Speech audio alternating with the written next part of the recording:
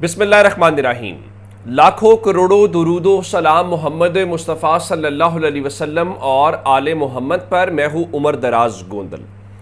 हुक्मरान जब मकबूल नहीं होते या लोगों को वो कबूल नहीं होते तो वो क्या करते हैं?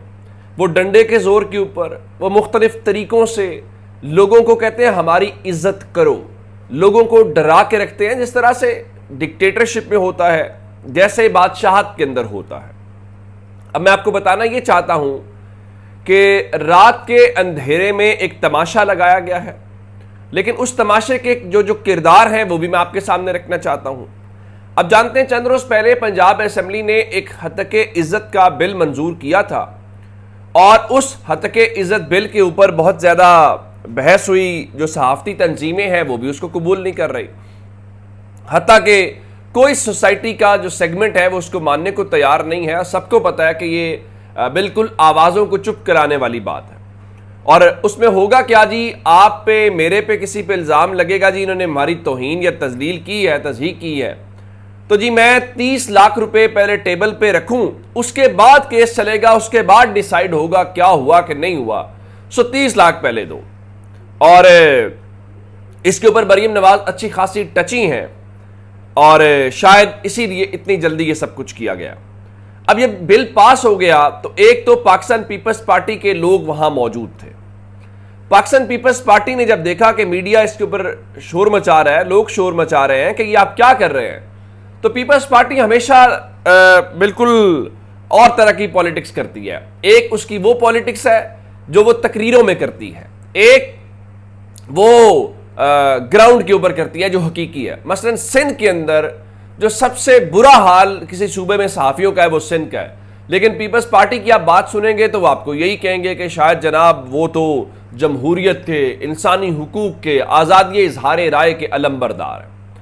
अब हुआ क्या, जब शोर मचा तो बिल असेंबली ने पास करके गवर्नर के पास दस्तखत को भेजा तो गवर्नर सलीम हैदर ने यह कहा जी देखिए इसके ऊपर तहफ़्फ़ुज़ात हैं, स्टेक होल्डर से मुशावरत नहीं की गई, जल्दबाजी की गई है, तो मैं ये चाहता हूं कि दोबारा इसको रिकंसिडर किया जाए, मैं असेंबली को वापस भेज सकता हूं। अब ये वो चीज़ें हैं जो पीपल्स पार्टी टीवी पे, मीडिया के सामने, लोगों के सामने करती है। अब लेकिन असल खबर क्या है? असल खबर यह है कि उसके बाद हुआ ये, जब एतराज़ किया तो पंजाब हुकूमत और गवर्नर पंजाब सरदार सलीम हैदर के दरमियान एक मुलाकात हुई और उस मुलाकात का भी कोई नतीजा नहीं निकला। उसके बाद ज़राए के मुताबिक जो गवर्नर पंजाब हैं उनसे मुलाकात के बाद जब बात नहीं बनी तो फिर मुस्लिम लीग नून ने आसिफ अली जरदारी से रब्ता किया जो इस वक्त सदर भी हैं, और इस तरह से ये दरमियानी रास्ता निकाला गया कि जो गवर्नर पंजाब पीपल्स पार्टी के सलीम हैदर हैं वो छुट्टी पर चले जाएंगे और आइन के मुताबिक चूंकि जो पंजाब असेंबली के स्पीकर होते हैं वो फिर कायम मकाम गवर्नर बन जाते हैं। तो स्पीकर कौन है? मलिक अहमद खान है, जिनका ताल्लुक मुस्लिम लीग नून से है। तो वो आएंगे और इस दौरान वो दस्तखत भी कर लेंगे और ये भी इल्ज़ाम नहीं लगेगा कि पीपल्स पार्टी ने साइन किए हैं, तो इस तरह से मसला हल हो जाएगा। हालांकि सवाल ये है, पीपल्स पार्टी ने रिकॉर्ड पे मौजूद है वोट दिया कि नहीं दिया। अगर वोट दिया है तो उन लोगों के खिलाफ आपने क्या कार्रवाई की है? ये बिल या इस हुकूमत में होने वाला हर काम पीपल्स पार्टी की मर्जी और मंशा के मुताबिक है। पीपल्स पार्टी उसमें शामिल है, ये हुकूमत पीपल्स पार्टी के वोट से बनी हुई है और इसके अलावा पीपल्स पार्टी इसमें गवर्नरी, सदारत, चेयरमैन सेनेट, ये सब चीजें इंजॉय करते हुए दिखाई दे रही है। अच्छा, अब ये बिल तो हो गया मंजूर और कल उन्होंने मनसब संभाला और मतलब परसों या तो उससे अगले ही रोज उन्होंने इसके ऊपर दस्तखत कर दिए हैं। अब इससे होगा क्या? इससे होगा ये कि आप सहाफ़ियों को, आप खासकर यूट्यूब के ऊपर काम करने वालों को, उन सब को हत्ते के इज्जत की तलवार से ज़िबा करने की कोशिश करेंगे और आप उन आवाज़ों को चुप कराने की कोशिश करेंगे। चलिए, आप ये करना चाहते हैं, आप उससे करवा लीजिएगा। अब अगली खबर आपको देना चाहता हूं, जो इस्लामाबाद से एक बड़े चीफ का एतराफ़ कहा जाए या शिकस्त का एतराफ़ कहा जाए या यूं कहा जाए कि जो इमरान खान बात करते थे वो बात बिल्कुल दुरुस्त थी। अच्छा, अब मामला इस तरह से है कि कल चूंकि आप जानते हैं कि मुस्लिम लीग नून ने दरखास्तें दी थी इलेक्शन कमीशन को कि ट्राइब्यूनल जल्दी कर रहे हैं, तो इतनी जल्दी तो हमें इंसाफ नहीं चाहिए, और इतनी जल्दी इंसाफ तो नहीं होता। तो उस दौरान जो चीफ इलेक्शन कमिश्नर हैं, उन्होंने ये जो सारा कुछ इलेक्शन का मामला हुआ है, मैं डॉन अखबार की स्टोरी आपको पढ़ देता हूं। डॉन अखबार ने लिखा है, chief election commissioner blames top judiciary for electoral complications. यानी वो कह रहे हैं, चीफ इलेक्शन कमिश्नर के मुताबिक जो इलेक्शंस में गड़बड़ हुई है उसकी जिम्मेदार आला अदलिया है। अब वो कैसे कह रहे हैं कि ये क्या हुआ है? वो कहते हैं जी, डॉन अखबार ने लिखा है, mister Raja said he went to the then chief justice of Pakistan and chief justice of the Lahore high court and requested them to spare judicial officer for performing duties as DROs and ROs but to no avail.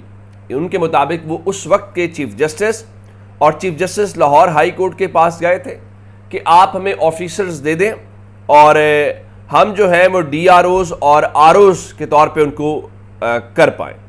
यानी अब वो कह रहे हैं कि जनाब देखिए, ये हमने नहीं किया, और वो खुद मान रहे हैं कि ब्यूरोक्रेसी ने 1977 के इलेक्शंस कराए, ब्यूरोक्रेसी ने 2024 के इलेक्शंस कराए और दोनों इलेक्शंस में भट्टा बिठा दिया।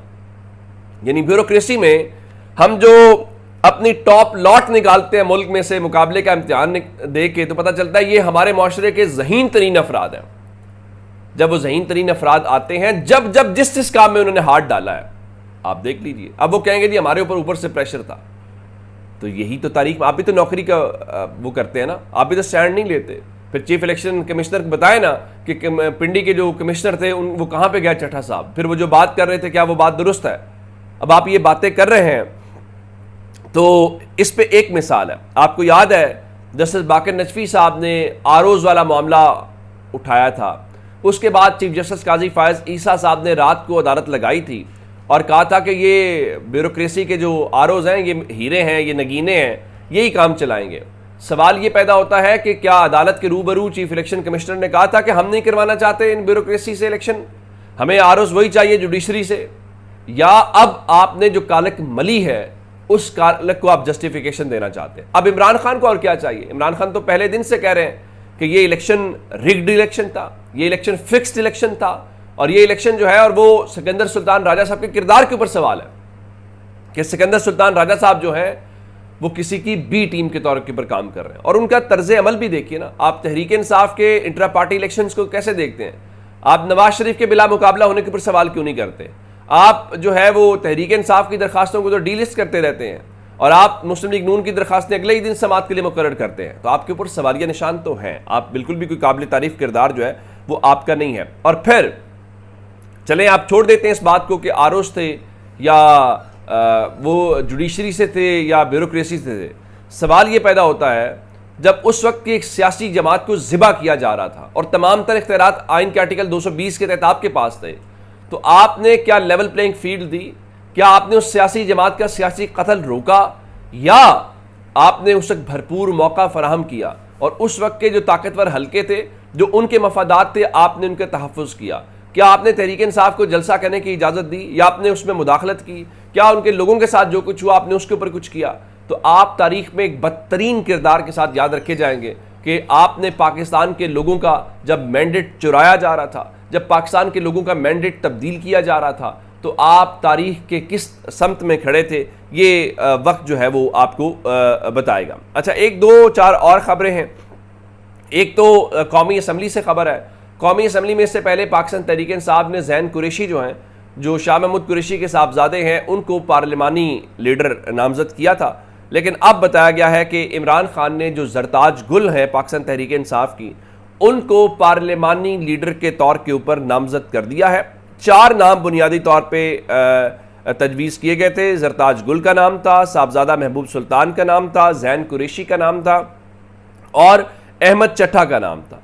और अब पाकिस्तान तहरीक इंसाफ ने चूँकि जरताज गुल को नॉमिनेट कर दिया है, तो अब पीर के रोज़ जो सुन्नी इत्तेहाद कौंसिल है वो स्पीकर कौमी असम्बली को जरताज गुल की नॉमिनेशन से मुतल्लिक आगाह करेंगे तहरीरी तौर पे, और जिसके बाद उनको कौमी असम्बली के अंदर पार्लिमानी लीडर के तौर के ऊपर नामज़द कर दिया जाएगा। अब चूँकि पार्लिमानी लीडर के सुप्रीम कोर्ट के फैसलों के बाद अच्छा खासा किरदार है, तो ये एक बड़ी इंपॉर्टेंट जो है वो नॉमिनेशन तस्वुर की जा रही है। अपना बहुत सारा ख्याल रखिएगा। खुदा हाफिज़।